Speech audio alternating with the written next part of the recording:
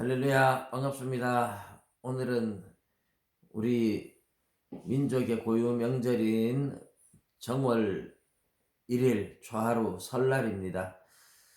사랑하는 성도 여러분, 가정에 하나님의 은혜가 가득하고 새해에 소원하는 모든 소원들이 이루어지시기를 주님의 이름으로 축복합니다. 오늘 특별히 설날 가정 예배를 드리는 분들을 위해서 우리 가정 예배 메시지를 제가 이렇게 유튜브로 전해드립니다.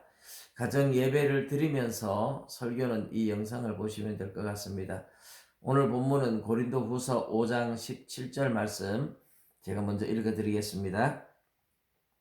그런즉 누구든지 그리스도 안에 있으면 새로운 피조물이라 이전 것은 지나갔으니 보라 새 것이 되었도다. 아멘.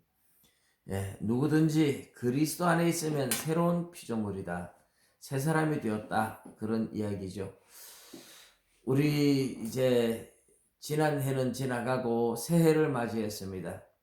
모든 것이 새 것은 새롭고 사실 기분이 좋습니다. 물론 성경에 나오듯이 포도주는 묵은 것이 좋다 이렇게 이야기를 하지만 우리 어릴 때 설날 되면 1년 내도록 이제 옷 하나 못 얻어 입다가 설날 되면 이제 새 옷을 하나 얻어 입고 그게 얼마나 좋았던지 새 옷은 막 아끼고 아꼈다가 설날 아침에 꺼내 입고 정말 그 기분이 참 좋았던 기억이 늘 생각이 납니다.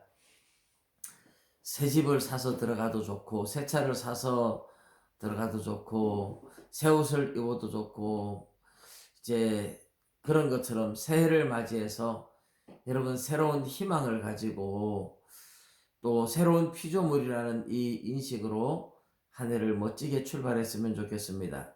자, 그런데 새해가 되었는데 새로운 피조물로 사는 게 뭐냐? 그리고 어떻게 새해에 또 새로운 희망을 가질 수 있느냐? 요즘같이 이렇게 살기 어려운 세상에 무슨 희망이 있겠느냐? 이런 생각을 하실 텐데 오늘 말씀을 조금 나누면서 우리 그렇게 되었으면 좋겠습니다. 먼저 새로운 피조물, 옛사람은 벗어버리고 새사람을 입으라 하는 것이 에베소서 4장 22절에서 24절에도 나오죠.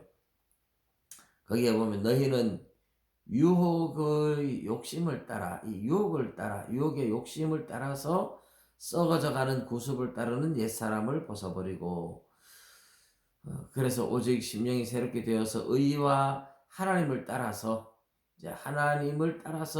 의와 진리의 거룩함으로 지으심을 받은 새 사람을 입으라 이렇게 말씀을 하고 있어요. 거기에 보면 옛사람은 이제 유혹의 욕심을 따라서 유혹을 따라 살아가고 욕심을 따라 살아가던 것이 이제 옛사람이라는 거죠. 그래서 구습을 따르는 썩어져가는 구습을 따르는 옛사람.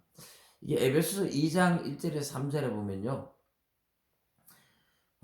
마음에 원하는 것을 하고 세상 풍조를 따르고 공중 권세 잡은 자를 따르는 이것이 옛사람이고 진노의 자녀라고 이야기를 하고 있어요. 그런데 이제 우리 마음을 새롭게 해서 하나님을 따라 살아가는 것이 새사람입니다. 하나님을 따라서 의와 진리의 거룩함으로 지으심을 받은 새사람. 이제 의롭게 살아야 되죠. 욕심을 따라 살아가는 것이 아니라 진리를 따라 하나님 말씀 따라 살아가는 것이다. 이것이 이제 새사람이라는 겁니다.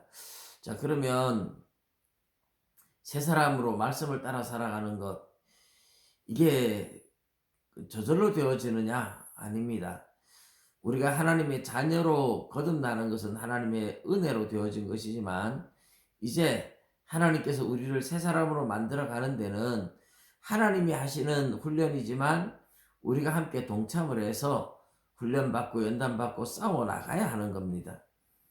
이제 비유가 있잖아요. 거지를 이제 왕이 왕자로 삼아서 양자로 들였는데 거지가 하루아침에 왕자가 된다고 왕자답게 사느냐? 그건 아니죠.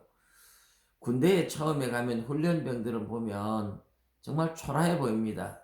그런데 조교들은 각이 탁탁 나오고 얼마나 잘하는지 몰라요. 그런데 군대에 가서 몇 달 지나고 한 1년쯤 지나면 그렇게 어설프던 사람들도 다 군인으로서의 정신이 나오고 자세가 달라지죠.